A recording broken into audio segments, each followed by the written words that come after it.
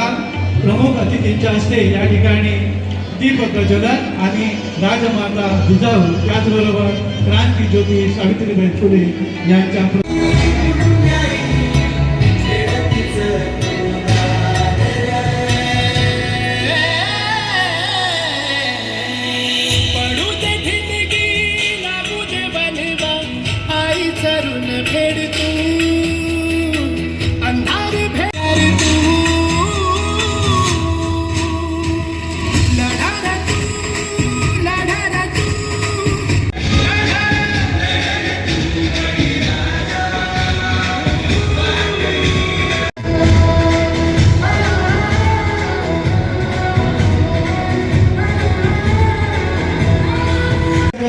स्वागत करून त्यांना सन्मान दिलेला आहे.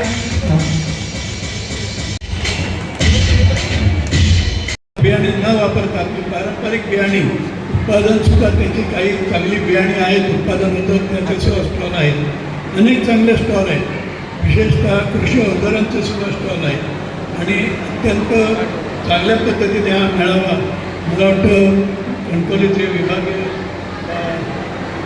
तालुका कृषी अधिकारी हार्दिक पाटील त्यांची सगळं टीम त्यांनी चांगल्या प्रकारे आयोजित केल्याबद्दल त्यांना धन्यवाद देतो. आणि वैभव शिंदेने जे सांगितलं आहे ते खरं माझ्या डोक्याकडे माझा ठिकाणाचा त्यांनी उल्लेख केला आहे. प्रसन्न भोगटे आपल्याला माहिती आहे की केरळ, तामिळनाडू ही जी वस्तू कर्नाटकातली जी राज्य आहेत ह्यांच्याकडे ज्या पद्धतीने मसाल्याची पिकं घेतली जातात. आपण सुद्धा समुद्रकिनारी राहतो म्हणजे आपला महाराष्ट्रातला सुद्धा समुद्रकिनारा मोठा आहे, पण हवा तेवढा ज्याचा मसाल्याच्या पदार्थाचा जेवढा प्रसार व्हायला पाहिजे तेवढा आपल्याकडे झालेला नाही असं मला वाटतं.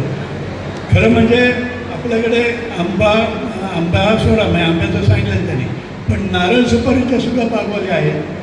तर त्यांनी ह्या मसाल्याच्या पदार्थांचे निश्चितपणे हे करावं.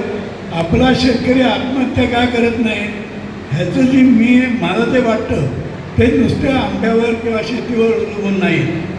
ते मजुरी करतातच, पण ही जी बाजूची उत्पन्न आहे कोणी काही करेल, भुईमूग करेल, कुळीत करेल, काही करेल, मसाल्याचे पदार्थ हे करणार आहेत. नारळ सुपारी आहे म्हणजे त्याला आधारलेला अन्यसुद्धा उत्पन्नाची साधनं असल्यामुळे आपल्याला वरच्या विदर्भासारखा आपल्या परिस्थिती नाही. त्यामुळे पण आपल्याला ह्याच्यामध्ये तर अधिक लक्ष दिलं आपण. आणि मला अनेक महिलांचे स्टॉल ह्या मिलेट्स म्हणजे तृणधान्यांपासून बनवलेले अनेक पदार्थांचे स्टॉल दिसले. आता त्या ठिकाणी खरोखरच सुंदर असं या देवगड तालुक्यातील बचत गटाच्या माध्यमातून पाककलेचे जे काय स्पर्धा भरवण्यात आलेले आहेत आणि त्या पाककलेमधून आपापल्या शेतीतून जे आपले वेगवेगळे त्या शेतीच्या माध्यमातून आपल्याला बचत गटाच्या महिलांनी जे इथे पदार्थ बनवून आणलेले आहेत खरोखर असं सुंदर असं प्रदर्शन त्यांनी भरवलेलं आहे. आणि त्याचप्रमाणे आमच्या तालुक्याच्या कृषी अधिकारी पाटील मॅडम यांनीही नियोजन चांगल्या प्रकारे इथे केलेलं आहे.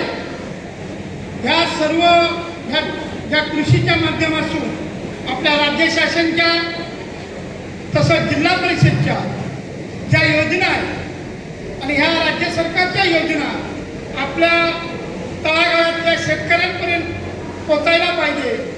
ज्या शेतकऱ्यांना लाभ आपण राज्य शासन देतो, राज्य शासनाच्या माध्यमातून विविध योजना ह्या राबवल्या जातात. तशाच जिल्हा परिषदच्या माध्यमातून शेतकऱ्यांना योजना राबवल्या जातात आणि त्या योजना आमच्या प्रशासनाच्या माध्यमातून तळागाळामध्ये पोचल्या पाहिजे. जे शेतकरी आहेत त्या शेतकऱ्यांना योजनेची माहिती त्या ग्रामपंचायतीच्या माध्यमातून शेतकऱ्यांपर्यंत कशी पोचेल ह्याचं काम ते सर्व प्रशासकीय जे अधिकारी आहेत ते करत असतात.